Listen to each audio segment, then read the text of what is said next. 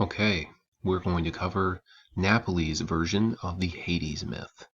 Hades, god of the underworld.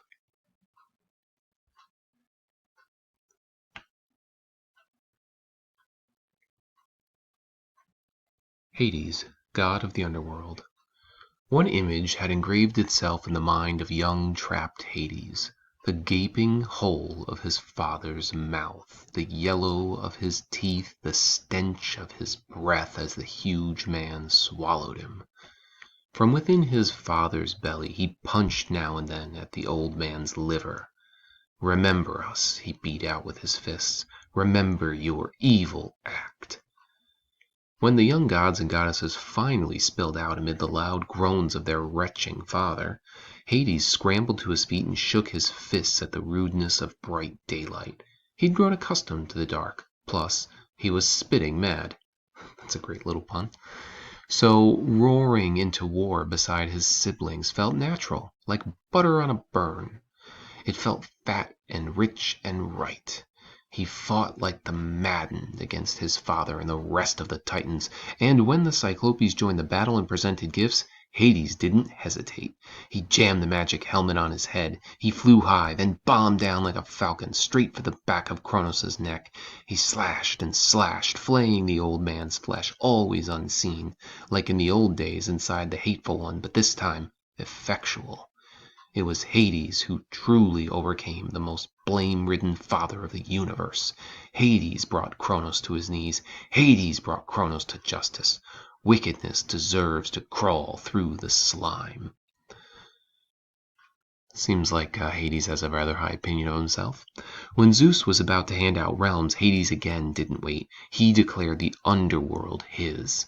It was the land of darkness, and in all those years of war Hades had never learned to like daylight. And it was the land of justice. It was where the ruling god sent those gods who fell out of favor with him, the wicked gods. Hades would deal with the wicked and show no mercy. He sat upon an anvil of bronze and fell from the surface of the earth for 9 days and 9 nights until he landed in the underworld.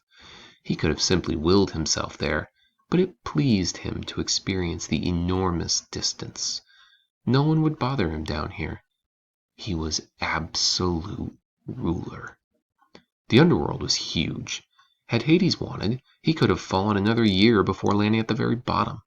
But he didn't. The knowledge of its vastness was enough. He visited Night, one of the earliest powers, draped over his walls, so nicely obscuring. He crossed over Styx, the cold river of hate, the oldest daughter of the Titan Oceanus, who had been given a glorious palace in Tartarus for siding with Zeus in the war against the Titans. Now, just real quick, let's take a look at this sidebar. Visions of an afterlife. After death, mortals wandered the misty gloom of Hades' house. Only a few terrible sinners were tormented, and even fewer heroes were rewarded. Many other ancient cultures, in contrast, developed strong punishment or reward visions of the afterlife to encourage good behavior in this life. Others proposed reincarnation. After death, the soul moves to a new body, a desirable one if you'd been good, an undesirable one if bad. However, Confucianism, still practiced, says we should be good simply because that's the right thing to do.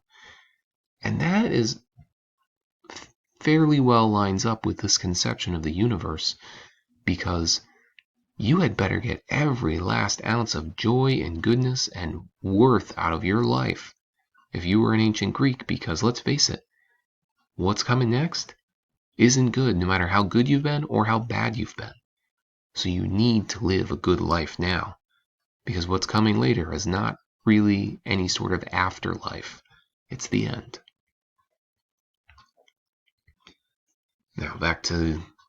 He passed by Atlas, the dim-witted son of Epetus, half-brother to the Titans. Atlas had sided with the Titans in the long war, so Zeus doomed him for eternity to bear on the nape of his neck and the girdle of his shoulders the entire weight of the heavens.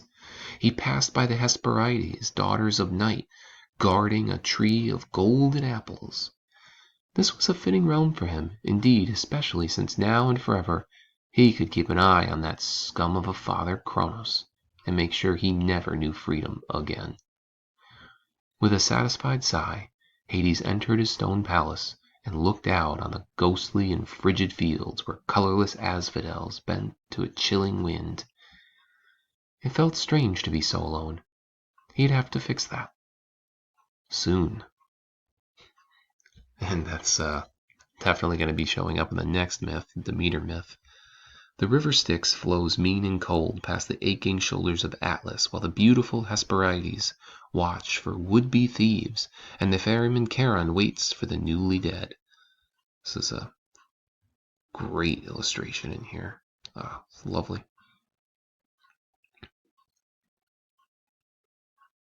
Okay, I guess that will wrap up the Napoli version of the Hades myth, since the next one is Demeter.